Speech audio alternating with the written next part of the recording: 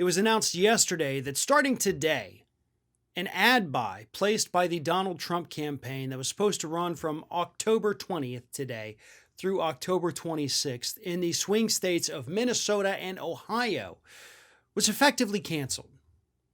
Two states that Trump desperately needs. He is losing by a huge margin in Minnesota, is losing by a decent margin in Ohio. But he needs them. Especially Ohio. He can actually not win Minnesota and be okay. But Ohio, that's a different story. And his campaign pulled ads out of those two states 2 weeks to go before the election. Now, this is not the first time that he has pulled ads out of Ohio or even out of Minnesota for that matter. His campaign over the last few weeks has done essentially nothing but pull ads out of these states.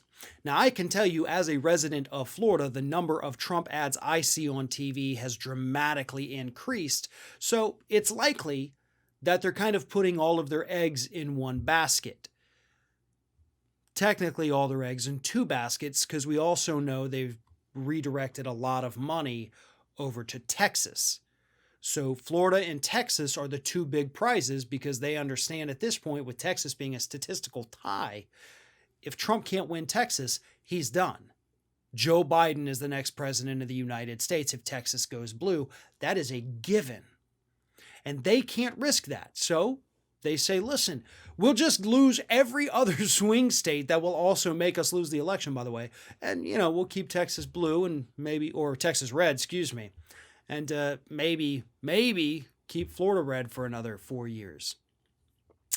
The problem with that is that if they had the money, if they had a decent amount of money, if they hadn't put a bunch of grifters in charge of their campaign, they could afford to do both, folks. They've pulled in over $1 billion this year. They weren't hurting for money. They really, really were not. Yet here they are trying to say, well, we can't run ads in both Ohio and Texas. Jesus, what do you think we are? What do you think we have, $1 billion in the bank? Well, you did. You really did. And you blew it. You squandered it. You did nothing with it other than, pay members of the Trump family a couple $100,000.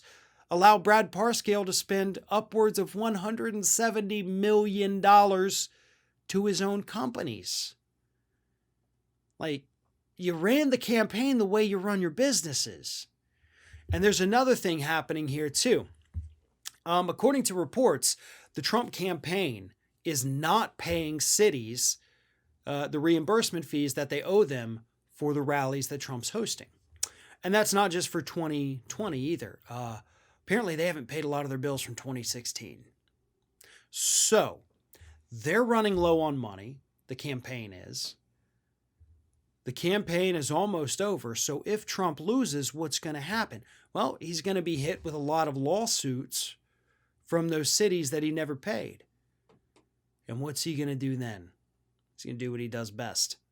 He's going to declare his presidential campaign bankrupt and hope that bankruptcy protection is going to prevent him from having to pay out on those lawsuits.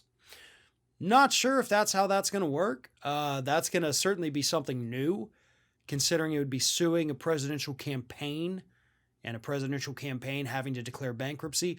I'm just looking forward to the day when, like all of his other failed business opportunities, Trump has to declare his own presidential campaign bankrupt.